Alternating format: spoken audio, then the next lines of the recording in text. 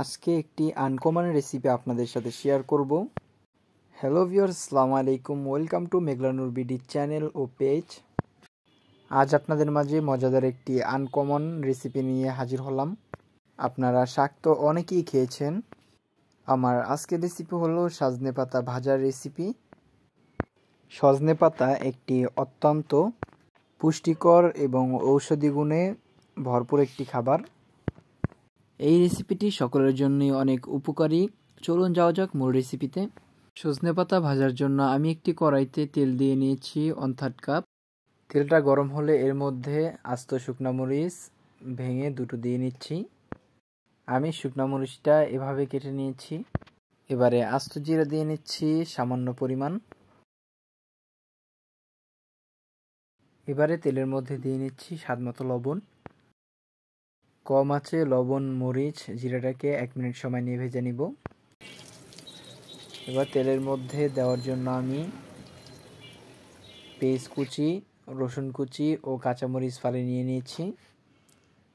এখন প্রথমেই তেলের মধ্যে রসুন কুচি দিয়ে নিয়েছি 3 টেবিল চামচ, পেঁয়াজ কুচি দিয়ে নিয়েছি 1 কাপ ও কাঁচামরিচ ফালি দিয়ে নিচ্ছি 4 পিস।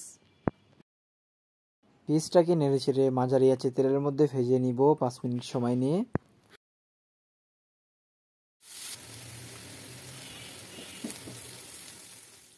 পিসটা ভাজা হলে এর মধ্যে আগে থেকে কেটে ধুয়ে রাখা শাকগুলো দিয়ে নিচ্ছি।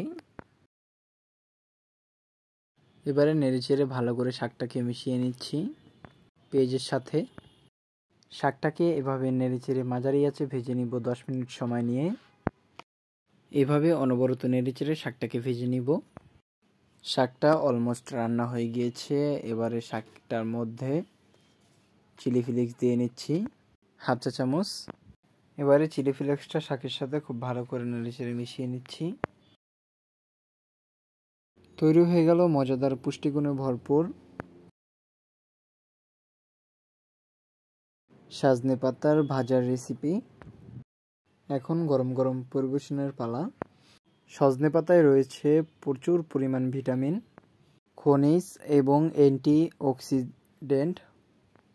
এটি আমাদের শরীরের জন্য অত্যন্ত প্রয়োজনীয়।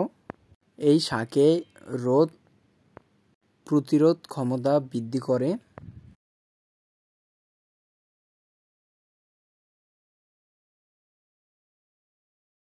গরম ভাতের সাথে সজনে পাতা ভাজিটি খুবই মুখরোচক এবং পুষ্টিকর।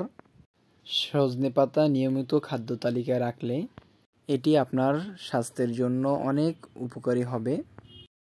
ভালোবেসে সবাই আমাদের সাথেই থাকবেন। আল্লাহ হাফিজ।